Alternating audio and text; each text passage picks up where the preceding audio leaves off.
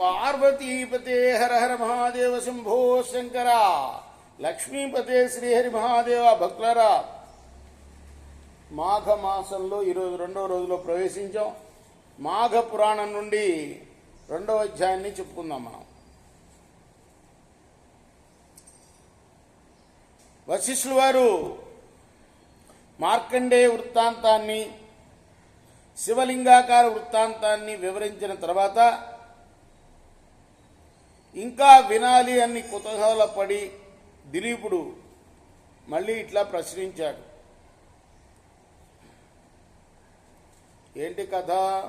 దిలీపుడు అనే రాజు ఓ చోట సరస్సు పక్కన విశ్రమించి వేటాడిన తర్వాత వెళ్తూ ఉన్నాడు. నిన్న చెప్పుకున్నది అదే కదా.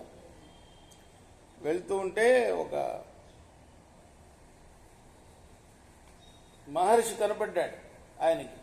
భృగు మహర్షి కనపడి, ఏమయ్యా ఏమిటి అలా వెళ్తున్నావు? ఇది మాఘమాసం, ఇక్కడ స్నానం చేసి వెళ్ళు అని అన్నాడు కదా. ఆ తర్వాత మాఘమాస మహత్యం చెప్పమంటే మీ గురువుగారు వశిష్ఠుల వారు చెప్తారు, వెళ్ళండి అంటే వశిష్ఠుల వారు ఎన్నో కథలు చెప్తూ ఉంటాడు కదా. మార్కండేయ వృత్తాంతం, శివలింగాకార వృత్తాంతం ఇదంతా చెప్పిన తర్వాత మహాముని మాఘమాస మహత్యం వినాలని కోరిక ఉన్నది నాకు, సెలవిండు అని ప్రశ్నించాడు. వశిష్ఠుడు చెప్పడం మొదలుపెట్టాడు. ఇదంతా కూడాను పార్వతీదేవికి శివుడు చెప్పాడు ఈ మాఘమాస మహత్యము. సూర్యుడు మకర రాశి యందు ఉండగా, మకర సంక్రమణం జరిగింది కదా మొన్ననే, అదే కదా సంక్రాంతి అంటే. అదే ప్రతి నెల ఒక సంక్రాంతి ఉంటుంది. సూర్యుడు ఒక రాశిలోంచి ఇంకో రాశికి ప్రవేశిస్తే దాన్ని సంక్రమణం అంటారు. మకర రాశిలో ప్రవేశించే మకర సంక్రమణం అంటారు. అలా ఏ రాశిలోకి, ఏ నెలలో ఏ రాశిలోకి ప్రవేశిస్తే ఆ సంక్రమణం అన్నమాట. సూర్యుడు ఎప్పుడైతే మకర రాశిలో ఉంటాడో అప్పుడు మాఘమాసంలో అర్ధోదయ స్నానం, సూర్యుడు సగం ఉదయించినప్పుడు చేసే స్నానం ఉన్నదే, అది సకల పాతకాల నుండి కూడా విముక్తుని చేస్తుంది.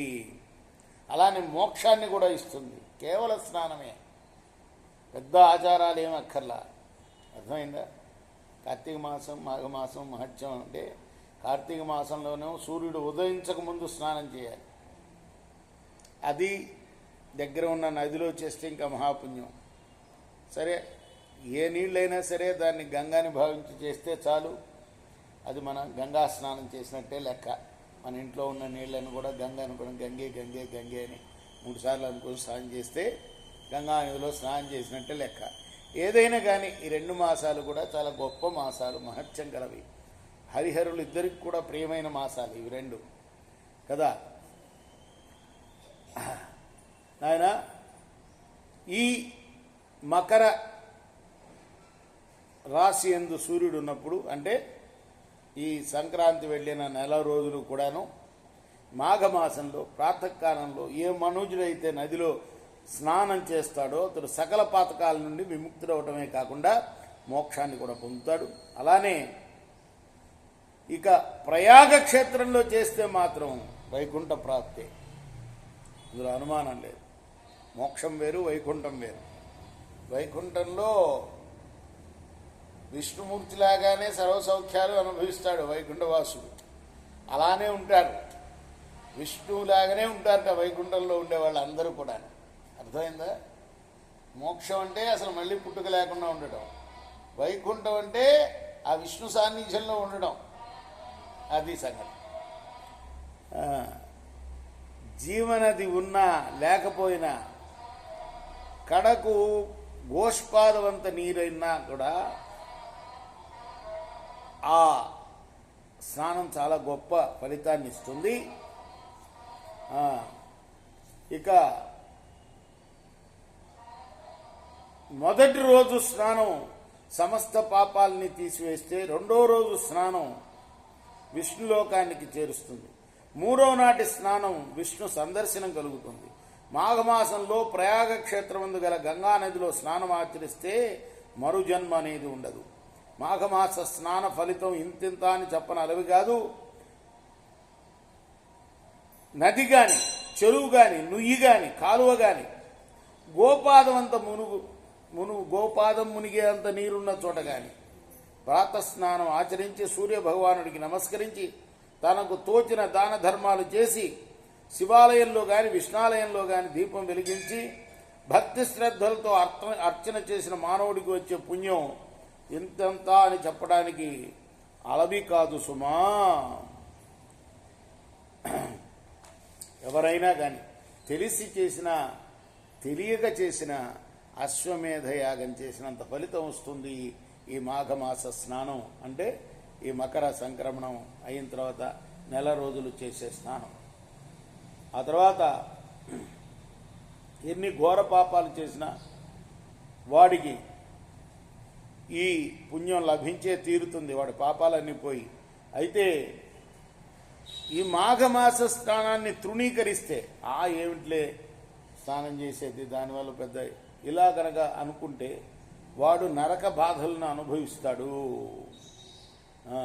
ఇక మాఘమాసంలో అత్తమామలు సేవలు ఏ స్త్రీ చేస్తుందో ఆ అమ్మాయి 5వ తరంతో వర్ధిల్లి ఇహంలోనూ పరంలోనూ సర్వ సౌఖ్యాలు కూడా అనుభవిస్తుంది.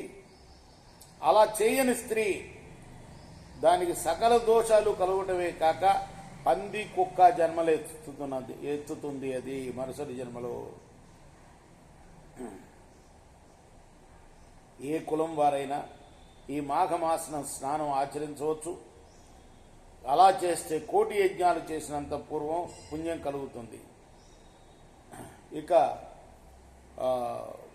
పాపాలు ఉన్నాయి.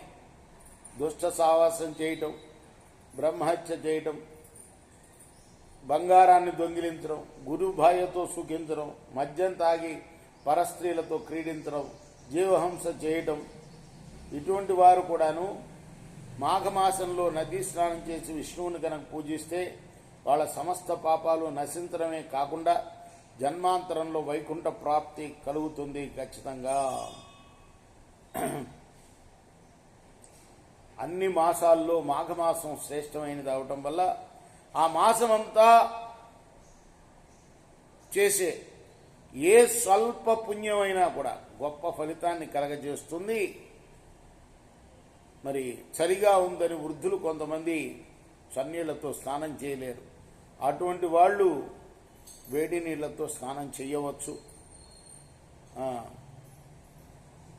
మాఘమాసంలో శుచి అయిన ఒక పేద బ్రాహ్మణుడికి వస్త్రదానం చేస్తే అత్యంత శుభ ఫలితం వస్తుంది. అలానే పాపం కానీ దరిద్రం కానీ నశించాలంటే మాఘ స్నానం కన్నా మరొక పుణ్యకార్యం ఏది కూడా లేదు సుమా. 100 అశ్వమేధాలు చేసిన ఫలితం లభిస్తుంది. చూసారా కోట్ల మంది ఎందుకు వస్తున్నారు ఈ మాసంలో? అలహాబాద్ ప్రయాగ్కి వెళ్తున్నారు కదా కోట్ల మంది. అమావాస్య రోజునే 7 కోట్ల మంది స్నానం చేశారు. అటువంటి గొప్ప సమయం అన్నమాట. ఆ సమయం ముఖ్యం. ఏదైనా కూడా మాఘమాసం అనే సమయం చాలా గొప్పది. అందువల్ల నిన్న కూడా కోట్ల మంది చేశారు మాఘమాసం రాగానే. కాబట్టి అందులోనూ ప్రయాగ స్నానం చాలా గొప్పదని ఈ అధ్యాయంలో చెప్పారు. 2-3 సార్లు చెప్పారు ఆ మాట. 100 అశ్వమేధాలు చేసిన పుణ్యం లభిస్తుంది. పితృహత్యాది పాతకాలు కూడా తొలగిపోతాయి. మాఘమాసం అంతా నిష్ఠతో ఉంటే రౌరవాది నరకాలు, రురు అనే ఒక జంతువు ఉంటుందిట, దానికి ముళ్ళ లాంటి వెంట్రుకలు ఉంటాయట, వాటితో పుడిపిస్తారట నరకంలో. రౌరవ నరకం అంటారు.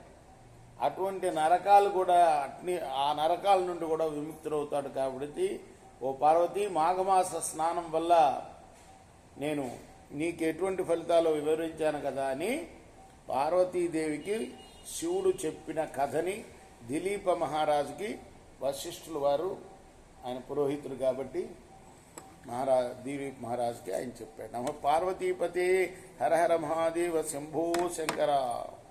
స్వస్తి ప్రజాభ్య పరిపాలయంతాం న్యాయేన మార్గేణ మహిమహేషః. గోబ్రాహ్మణేభ్య శుభమస్తు. నిత్యం లోకాః సమస్తాః సుఖినో భవంతు. కృష్ణార్పణమస్తు. సాయి కృష్ణార్పణమస్తు.